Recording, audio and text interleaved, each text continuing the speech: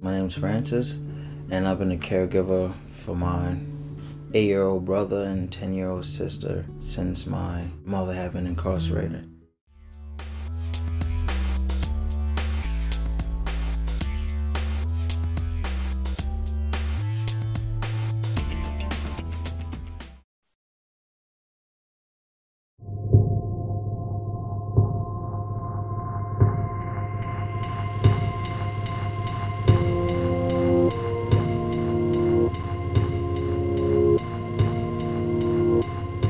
When someone goes to prison, there's a loss there. It's a loss like no other loss because it's a loss that doesn't have the typical comforting rituals that people have with other losses. So when someone dies, you have a funeral and someone brings you a casserole. When someone goes to prison, nobody's bringing you a casserole. Nobody's saying, oh, I'm so sorry that this happened. In fact, many folks will sort of avoid you. There's a lot of guilt that many grandparents feel. Often they feel that they are responsible for whatever has happened to their own children. You know, everybody loves kids and puppies, but the truth of the matter is that it's the adult relationships that are the ones that we have to really pay attention to.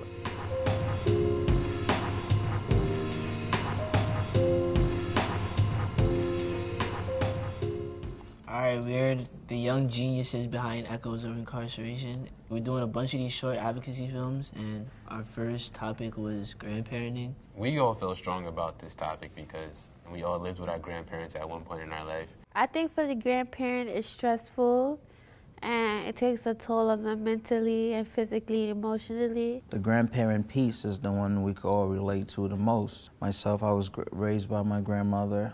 I think we all started about this thinking about grandparenting. I think that was our first impulse. And I think it was really Ann Adelastrand, our advisor, who said, well, this should really be expanded to all caregivers. And I think there was a moment we all realized that Francis is a child of an incarcerated parent, but he's also a caregiver. And I just realized that me and the grandparents are in the same boat. I mean, there's incarceration, and then there are kids who need love, and we have to do the best we can.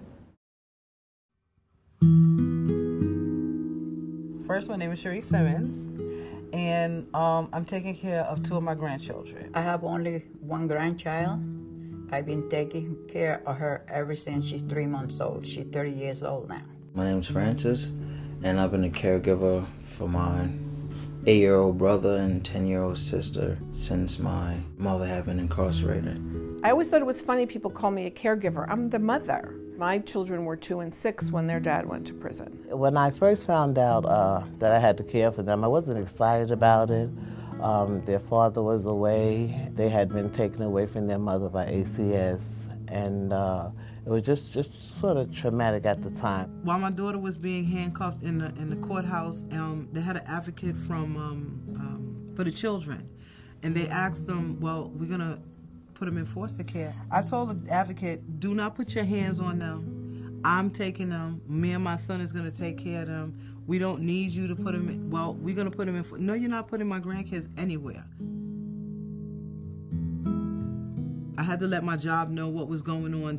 I think the job was the hardest part for me, trying to explain to strangers why I was going to take so much time off. There was time that people will judge how did she get involved into a situation that she did. And a lot of people were kind of negative about me taking care of the children, mainly because I was a paternal grandmother. When you go to prison or when a family member go to prison, people don't want to be around you for the most part. Some family members don't even come around. There was a time with my son where, you know, he would be in school and the teachers, anytime there was a problem, they would think he must be the problem because his dad was in prison, so probably there was something wrong with him too. At the same time, you don't get to move on with your personal goals and aspirations. You have to put everything on hold to make sure these kids are all right. We always wanted to do this piece based on appreciating our grandparents, but it wasn't always easy. When it comes to living with grandparents, definitely not the easiest thing. I know for me, the generation gap is a big struggle. My own grandmother used to tell me I was going to end up like my father, and I didn't really appreciate that. Yes, there are times when I feel like my grandmother took her anger out on me and it had nothing to do with me. Me being in this position now, I understand how stressful that could have been for my grandmother at the point. Part of this piece was just basically to explore some of the difficult moments of being raised by a grandparent. You know, I think one of the hardest things for caregivers is to be able to not take out your own problems, issues, stresses, prejudices on your children. When it gets too crazy for me, that's how I know for a fact it's definitely crazy for them if I can't handle it. I was very angry at my daughter, and I know that that anger I transfer it to my granddaughter sometime. Why?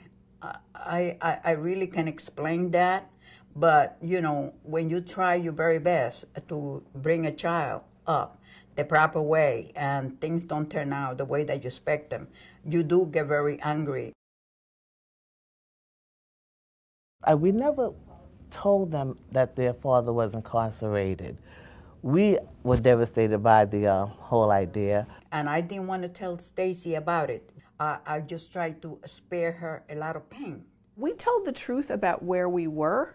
And we told the truth about, kind of the truth about why he was there. What I didn't tell the truth about was how long he would be there.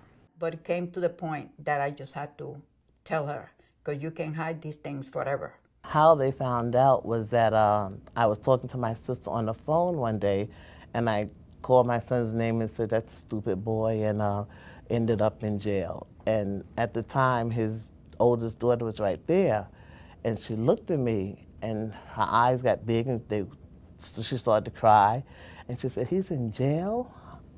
Then I had to talk to her. They trusted us less after that, because eventually children find out the truth, and when they find out that you've lied to them, it's worse. It's even worse than if you had just told them the truth in the first place. We took them to visit their parent. I wanted them to know who their parents were. I used to bring her every 3 months so we can visit her in Bedford Hills. When they became older and he came home and he went back to prison, we didn't go visit him, and they had no desire. It was difficult going back to the jails with the kids. I would go by myself to visit her. I couldn't stand it. I couldn't stand seeing her in there with the clothes. I couldn't stand the whole environment. And I didn't see what good it was for me. But eventually I took the kids to go visit my mom, and being able to be there physically for each other, holding her hand with the kids, them drawing, doodling, doing all those little silly things helped. I would try to mix up the televisit with the jail visits. The televisiting is basically like Skyping with my mom. Anything possible to keep my mom connected with us while she was away. I don't think there's much that's more important than visiting. Now, of course, everybody's had a bad experience, but at the end of the day, being able to see somebody and know that they're okay. You cannot be the mother or the father, so when you get the chance, you kind of have to let the parents be the parents. There's always a choice when you think about the needs of children of incarcerated parents. Are you going to serve the children? Are you going to serve the incarcerated parent? Are you going to serve the caregiver? And that choice to serve the caregiver has rarely, if ever, been made. I think having a policy where grandparent caregivers and relative caregivers could receive some subsidies, subsidized guardianships, would be very helpful. I think caregivers need the same thing other people in stressful situations need, which is being around other people who have the same experience. I joined quite a few groups. I acquired a lot of knowledge, and that also kept me going. To air your differences and be able to talk about it. We share whatever we're going through. We laugh, we cry, we eat. But yeah, I think it's important to get support from others. In an ideal world, a society that does not stigmatize. An ideal world, systems that actually focus really on the best interest of the children and give all the support to those who are taking care of them. The only thing that I can say, you love your child, your grandchild, and don't give up, because there's hope.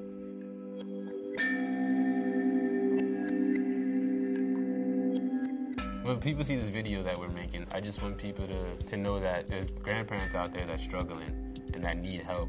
Our reason for doing this project is so that the grandparents do feel appreciated and know that they're not being ignored. I hope that grandparents can understand that their grandchildren do appreciate them and everything they do for them. I appreciate my grandparents. I might not show it all the time because they get on my nerve a lot.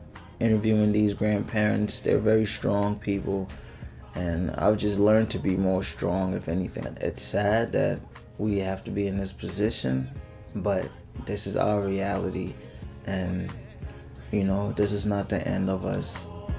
Let it rain, follow the drip. Yeah, hey grandma, hey grandpa, look at your grandson.